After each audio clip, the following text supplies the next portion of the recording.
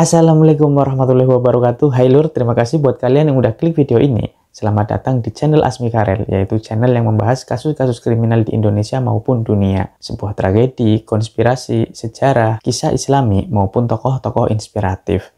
Aku akan upload 3 kali dalam seminggu, jadi pantengin terus channel ini ya lur. Dukung channel aku ini dengan cara subscribe dan tekan tombol loncengnya. Jangan lupa juga kalau kalian suka dengan video-video aku, klik tombol suka dan tulis komentar kalian di kolom komentar. Terima kasih. Oke, di video perdana ini, aku akan menceritakan sosok yang cukup fenomenal dan kontroversial.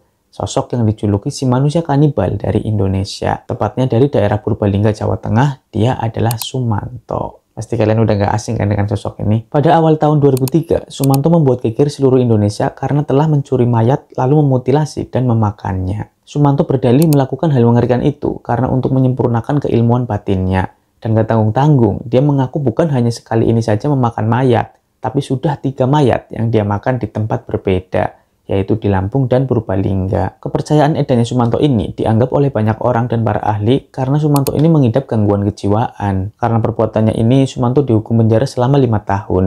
Tapi dia dibebaskan pada 2 Oktober 2006, bertepatan dengan Hari Raya Idul Fitri pada tahun tersebut. Setelah bebas dari penjara, saat mau kembali ke kampung halamannya, Sumanto ditolak oleh warga. Hingga akhirnya dia pun ditampung di rumah rehabilitasi Anur di Purbalingga, jadi semacam kayak di pesantren gitu lur. Nah, siapa sebenarnya Sumanto ini dan bagaimana latar belakangnya? Tanpa berlama-lama, langsung saja kita masuk ke ceritanya.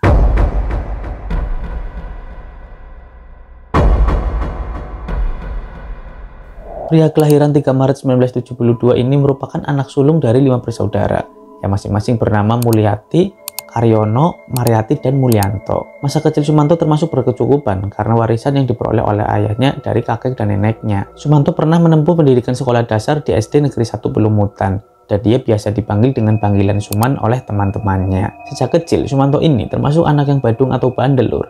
Tapi meskipun begitu, Sumanto masih tetap mampu lulus sekolah dasar. Cuman niatnya untuk melanjutkan ke SMP pilihannya terhambat karena nilai EBTANAS murni atau NEM yang diraihnya tidak mencukupi. Karena keinginan kuatnya untuk melanjutkan pendidikan ke taraf SMP, dia akhirnya mengulang kelas 6 kembali di SD Negeri 2 Belumutan dan bisa lulus tahun berikutnya. Setelah nilainya cukup, barulah dia bisa melanjutkan pendidikannya ke SMP pilihannya. Sekolahnya ini berjarak 3 km dari rumah Sumanto, dan Sumanto setiap hari pulang pergi sekolah dengan berjalan kaki. Aktivitasnya sepulang sekolah adalah menggembala kambing dan mencari rumput atau ngarit kalau bahasa Jawanya. Lalu sore harinya biasanya dia mengaji ilmu agama di masjid dekat rumahnya. Sedangkan malam harinya dihabiskan dengan menyaksikan layar tancap atau nonton pentas wayang. Setelah beberapa tahun berlalu, kesulitan ekonomi parah mulai melanda keluarga Sumanto. Bahkan ya, untuk mencukupi kehidupan sehari-harinya saja, dia harus menjual perabotan rumah tangganya. Satu persatu perabotannya pun dijual hingga akhirnya ludes tidak tersisa. Nah, karena kesulitan ekonomi ini juga yang akhirnya membuat Sumanto putus sekolah saat di kelas 3 SMP. Sayang banget ya. Padahal sebentar lagi lulus. Setelah putus sekolah, Sumanto fokus untuk bekerja, hingga sampai pernah merantau ke luar pulau. Sumanto ini mempunyai 2 mantan istri. Istri yang pertama bernama Sutrimah. Ia bertemu dengannya saat merantau di Lampung. Pernikahannya ini bisa dibilang cukup singkat, karena harus berakhir disebabkan kekerasan dalam rumah tangga yang sering Sumanto lakukan kepada istrinya ini. Setelah bercerai dengan Sutrimah, Sumanto kembali menjalin percintaan dengan seorang janda bernama Tugiem, warga Lampung yang juga bekerja di perusahaan penggilingan tebu tempat kerja Sumanto. Mereka pun akhirnya memutuskan untuk menikah pada tahun 1993 dan dikaruniai seorang putri bernama Titis Wahyu Widianti. Namun setelah mempunyai istri lagi, bahkan dikaruniai seorang anak, Sumanto ini justru malah sering jarang pulang ke rumah lur. Dia hanya pulang sesekali saja. Dan faktor yang sama yaitu kekerasan dalam rumah tangga yang akhirnya membuat pernikahannya ini kembali kandas dengan bercerai lagi dari istri yang keduanya. Dan setelah inilah kehidupan Sumanto pun mulai berubah.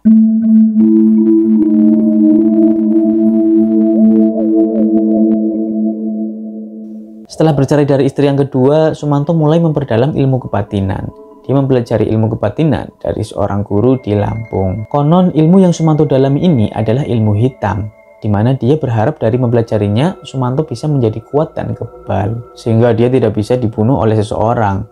Anti racun, selalu awet muda, bisa mengobati sampai menghidupkan orang mati. Ngaco banget ini Sumanto kan. Sebagai syarat untuk menyempurnakan keilmuannya, guru Sumanto menyuruh Sumanto untuk memakan 7 manusia. Bahkan sang guru bilang kalau ilmunya mau tambah tebal lagi, maka harus menambah jumlahnya menjadi 21 orang. Dan kalau mau sempurna lagi dan di tahap tingkat tertinggi, tambah lagi menjadi 41 orang. Tapi Sumanto hanya menyanggupi dengan 7 orang saja lur. Bahkan mulailah Sumanto ini bertekad untuk mencari mangsa pertamanya.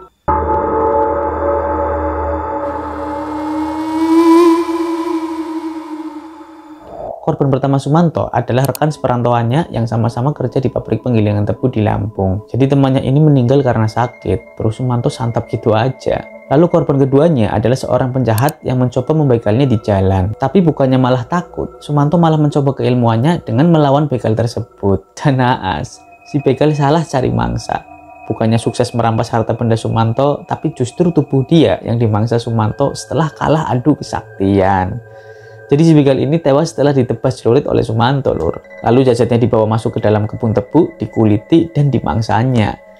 Dan korban kedua ini tubuhnya habis dimakan Sumanto dalam waktu sehari semalam saja. Hanya bagian tulang dan organ dalamnya saja yang tidak disentuh Sumanto sama sekali. Sumanto membiarkannya membusuk di tengah kebun tebu begitu saja. Dan yang gilanya lagi, punten, Sumanto ini konon menyimpan bagian kemaluan korbannya untuk dijadikan jimat. Yang kocaknya saat diwawancara setelah ditangkap, Sumanto bilang kalau jimat itu masih dia simpan sampai sekarang. Buat apa? Setelah sudah memakan 2 korban sebelumnya, Sumanto lanjut mencari mangsa ketiganya.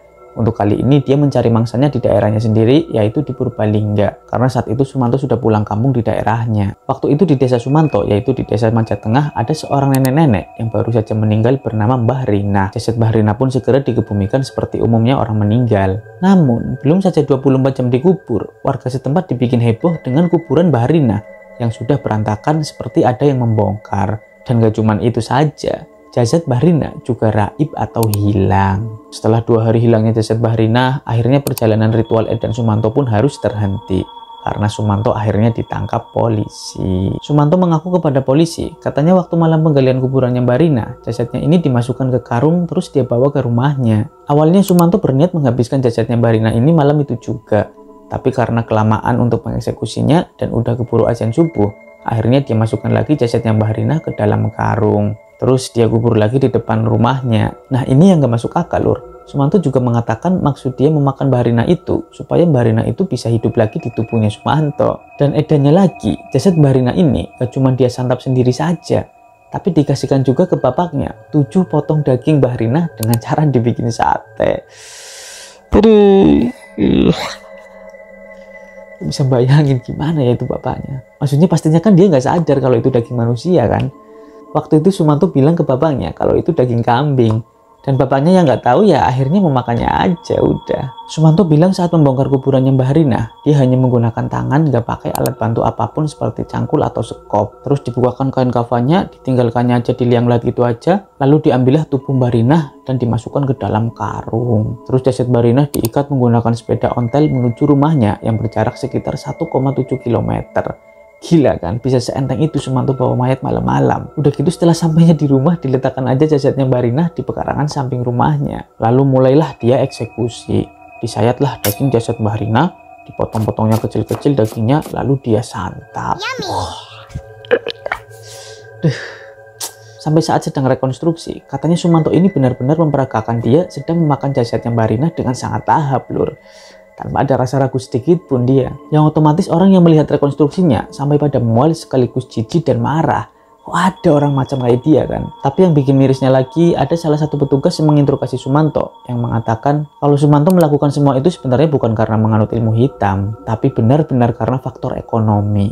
Saat itu Sumanto memang benar-benar sedang dalam posisi titik terendah dalam hidupnya. Bahkan Sumanto saat itu tinggal hanya di gubuk kecil yang kumuh. Oleh sebab itu Sumanto sering menghayal makan makanan yang enak seperti daging. Tapi karena keadaan ekonomi yang tak mampu beli daging sapi atau kambing, akhirnya dia santap juga daging orang yang sudah meninggal setelah mendengar pengumuman dari toa masjid yang mengabarkan berita duka meninggalnya Mbah Rina. Sumanto mengaku juga saat ditanya apa rasanya memakan daging kambing, dia menjawab dengan senyuman seramnya dengan jawaban enak tenan.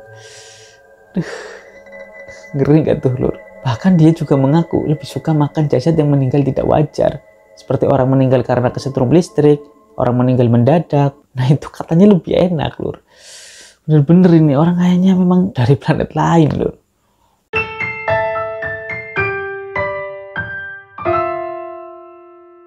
Sumanto sekarang dikabarkan sudah bertobat dan menjadi manusia yang lebih baik. Saat dalam penjara sampai sekarang, Sumanto lebih memilih memperdalam ilmu agama, bukan ilmu ngawur yang dulu pernah dia pelajari. Apalagi dia sekarang di pesantren. Dalam masa rehabilitasi, dia juga jadi lebih rajin beribadah. Bahkan sekarang, dia sering memberikan ceramah kepada santri-santri lainnya. Ya, kita doakan saja supaya Sumanto terus tekun mempelajari ilmu agama. Terlepas segala semua perbuatan yang sudah dilakukannya, mudah-mudahan Sumanto benar-benar tobatan nasuha dan menebus semua kesalahannya di masa lalu dengan banyak melakukan amal yang baik. Oke, dulur-dulurku semuanya, demikianlah cerita seorang Sumanto si kanibal dari Indonesia.